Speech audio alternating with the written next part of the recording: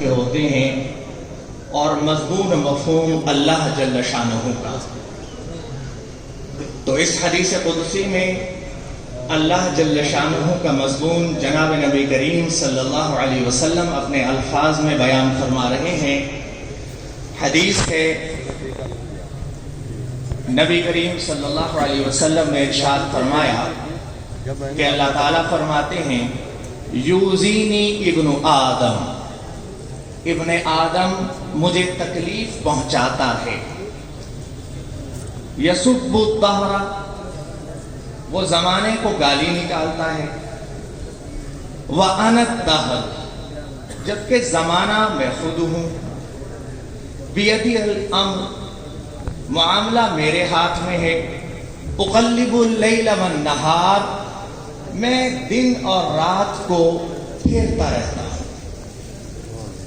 یہ حدیث آپ کے سامنے آئی جس میں حضرت سید عالم صلی اللہ علیہ وسلم نے فرمایا کہ اللہ تعالیٰ فرماتے ہیں کہ ابن آدم زمانے کو گالی نکالتا ہے، برا بھلا کہتا ہے، اور یہ کہہ کر مجھے تکلیف پہنچاتا ہے۔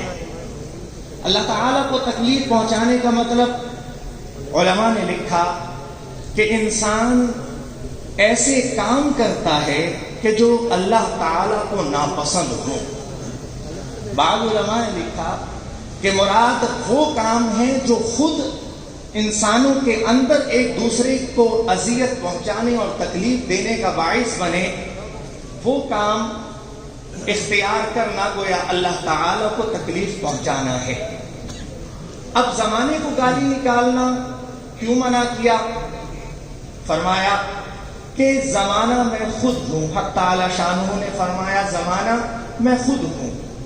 انسان یہ کہہ کر کہ زمانہ خراب ہے، انسان یہ کہہ کر کہ حالات بڑے خراب ہیں، عموماً یہ جملے آپ کو ہماری مجلسوں میں نظر آئیں گے کہ یہ زمانہ خراب ہو چکا ہے، گناہوں کا سیلاب ہے، فسق و فجور کا دور ہے، رشوت جھوٹ فریب کا بازار گرم ہے۔ یہ جملے عموماً ہماری مجلسوں کے اندر، ہماری محفلوں کے اندر سنے جاتے ہیں، لیکن غور طلب بات یہ ہے کیا انسان صرف یہ کہہ کر کہ زمانہ خراب ہے بری الذمہ ہو جاتا ہے؟ ظاہر ہے ہر شخص جانتا ہے کہ یہ کہہ کر کہ زمانہ خراب ہے انسان بری الذمہ نہیں ہو جاتا، بلکہ اسے چاہیے کہ وہ خود اپنی طرف توجہ دے، اپنی اصلاح کی فکر کرے، اپنے گریبان میں جھانکے کہ میری کیا غلطیاں ہیں۔ میں زمانے کو اگر برا کہہ رہا ہوں تو زمانے کی کیا چیزیں ہیں کہ جن کو برا سمجھا جاتا ہے اور مجھے ان چیزوں سے بچنا ہے۔ اسی لیے ایک حدیث میں جناب رسول اللہ صلی اللہ علیہ وسلم نے فرمایا، پیچھے ابو داؤد کے اندر یہ حدیث گزری ہے کہ من قال ہلک الناس فهو اهلكهم، جو یہ کہہ رہا ہے کہ لوگ ہلاک ہو گئے، لوگ برباد ہو گئے، تو سب سے پہلے سب سے زیادہ یہ خود تباہ ہونے والا ہے۔ کیوں؟ یہ سارا ملبہ لوگوں پہ ڈال دیتا ہے۔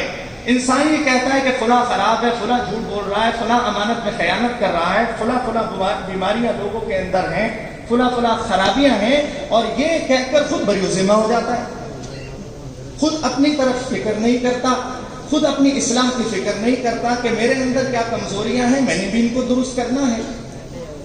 قرآن کریم کی ایک آیت ہم سب کو جھنجھوڑتی ہے، ہم سب کو یہ سبق دیتی ہے، جس میں حق تعالی شانہ نے فرمایا یا ایھا الذین آمنوا علیکم انفسکم لا یضرکم من ضل اذا اہتدیتم، اے مومنو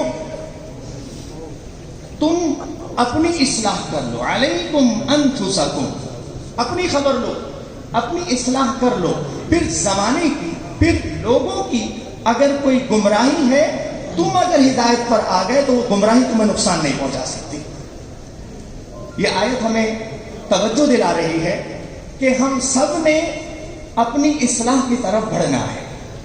ہم نے وہ معاشرتی کمزوریاں جس کا ہم ذکر کرتے ہیں وہ صرف معاشرے پر ڈال کر بری الذمہ نہیں ہو جانا، بلکہ ہم نے اپنے آپ کو ان گناہوں سے بچانا ہے۔ فرض کیجئے کہ ایک آگ کہیں جل رہی ہے اور اس آگ کا اندیشہ یہ ہے کہ وہ آگ اپنی لپیٹ میں بہت بڑے علاقے کو لے لے گی اور انسان کو یقین ہے کہ خطرہ ہے کہ آگ میں لوگ جھلس جائیں گے، تو ایک سمجھدار آدمی کا کام کیا ہے؟